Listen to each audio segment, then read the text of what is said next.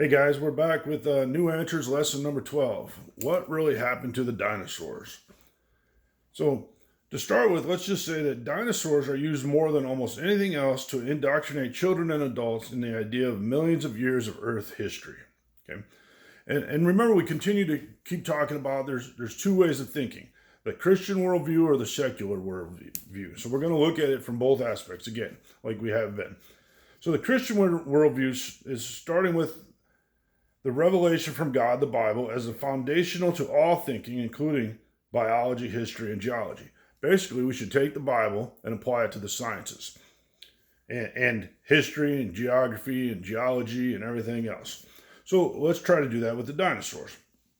If we do so, then dinosaurs existed approximately 6,000 years ago. They would have been created on day 6 with Adam and Eve. And they would have lived at the same time as people. They would have been on Noah's Ark. And eventually, a post-flood climate changes that happened caused them to become extinct. The secular worldview says it's basically starting with man's belief, the evolutionary story, as foundational to all thinking. Using this, looking at dinosaurs, we'd say they first evolved 235 million years ago, long before man even existed. They ruled the earth, and then approximately 65 million years ago, the dinosaurs disappeared from Earth from an unknown cataclysmic event, possibly an asteroid that hit the Earth. So let's then just look at some dinosaur history, right? Where did they come from? Biblical view, creation, day 6, fairly easy. Secular view says they evolved from some reptile that evolved from amphibians, yet there's no fossil evidence. Evolutionists simply cannot prove their belief in a non-dinosaur ancestor for dinosaurs. So what do they look like? Both views, both the Christian view and the secular view, will say, we don't really know. There's a lot of unknowns. We do find bones, but they're usually only bones found and not all of them. Even if all of the bones, only 40% of dinosaurs. So again, basically, we just don't know. Could vary greatly in color, size, everything, because we don't have any real evidence to show us one way or the other. So then let's talk about who discovered the dinosaurs. Well, if you look at the biblical standpoint, they weren't discovered. They were created by God, came before Adam and Eve, and they got to name them. The secular worldview basically says that the person who found them would have been a Dr. Robert Plot in 1677 when he found some huge bones and basically decided they were dinosaurs. We also have Mary Ann Mantell, who in 1822 was out for a walk on a country road in Sussex, England. And she found these glittering stones and she wasn't sure what they were. So she picked them up and brought them back to her house and gave them to her husband. Her husband was a Dr. Mantell, who was a fossil collector. He concluded that it came from a giant plant-eating reptile. So then, when did they live? Biblical viewpoint, from creation on day 6 until after the flood to their extinction. Secular viewpoint, millions of years ago before man existed. So now let's look at some of the records that we have of dinosaurs from both standpoints again as well. So if we start looking at the Bible for records on the word dinosaur, you're not going to find it. The word dinosaur is not going to be in the Bible. The King James Version of the Bible was translated to English in 1611. So we have a guy named Sir Richard Owen, who was a British anatomist. He was studying large bones of an iguanodon and megalosaurus and said unique groups of unclassified reptiles. And he coined the word dinosaur for the group of animals. And so that was after the biblical translation of the New King James Version. So there's no mention of the word dinosaur in the Bible, none whatsoever. However, we have some possible mentions, right? Some things that we could maybe translate to be dinosaurs. But again, we don't have the word because the word wasn't created until after the translation. So in Genesis 1:21, it talks about a great sea monster. The Hebrew word is tannin. and translate in Genesis as whale, but also in other places in the Bible as a dragon.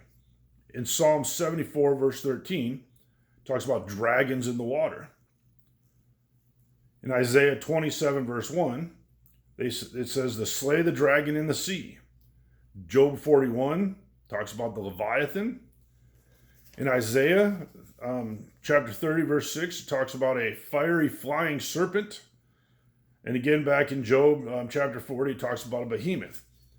All things that are large creatures that could have been dinosaurs, but again, we don't fully know. If you look in your book, page 161, it talks about some ancient records of dinosaurs and things that, and I won't read them all to you, but there's a few. It talks about, the story of Gilgamesh, the Sumerian story back to 2000 BC, where a huge vicious dragon that he slew. China has tons of stories of dragon stories and dragon eggs.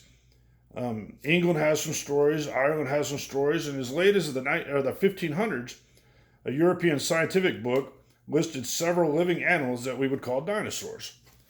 A well-known naturalist of the time, Ulysses Eldravandus, recorded an encounter between a peasant named Baptista and a dragon whose description fits that of a small dinosaur.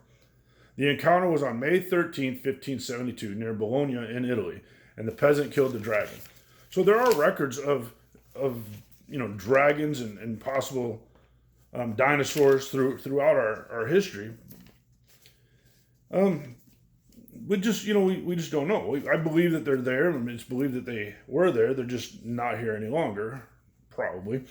So what other questions does the book talk about with dinosaurs? So one question they ask is, what do the bones say? Well, bones don't come with a timestamp, so it makes it kind of challenging to figure out what the bones say. And we don't have any, surviving models, so we just have to kind of put things back together how we believe them to be. And scientists can do that fairly well because they understand the structure of animals and human bodies. But evolutionists obtain dates by indirect dating methods that many other scientists questioned. There's a lot of evidence against millions of years. There's a scientist from the University of Montana who found T-Rex bones that were not completely and totally fossilized. This was in 1990. They contained blood cells and hemoglobin, which in essence would have made it impossible for them to be millions of years old. Another question the book poses is, what did dinosaurs eat? The secular version says some were vegetarians, some were terrible meat eaters that killed humans.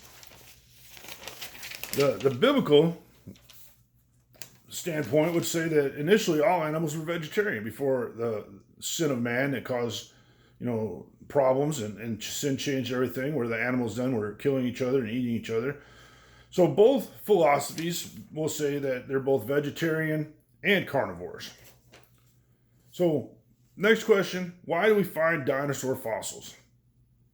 Easy answer is death, right? However, when things die in the wild, they decay or are eaten or scattered, drug all over the place, not to get too many nasty details, but basically things die in the wild and they're removed. They're not found, years later. They're not fossilized.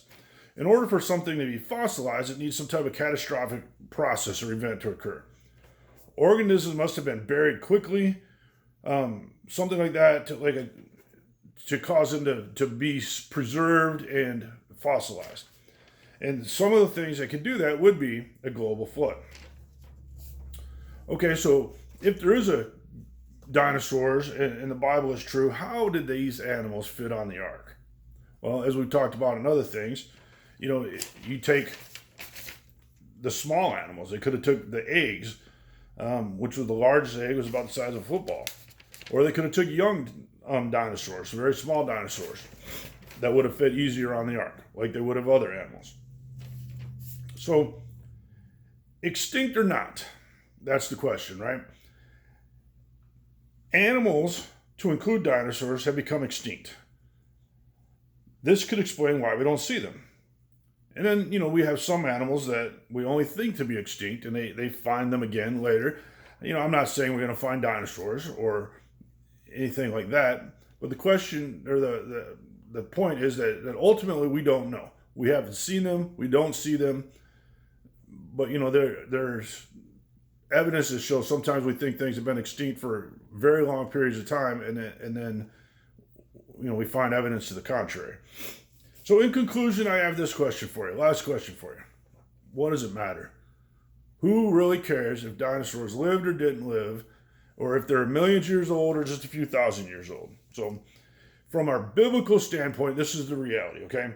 If people don't believe the history in the Bible, why would anyone trust its moral aspects and messages of salvation?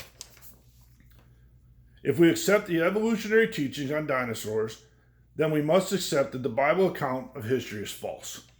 And if that's false, what else is false?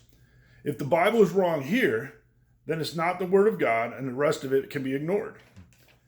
If the shedding of blood occurred before sin, as would have happened if the Garden of Eden was sitting on a fossil record of dead things millions of years old, then the foundation of the atonement would be destroyed. Ultimately, with all these things that we get out of the New Answers book is so that we can defend our faith.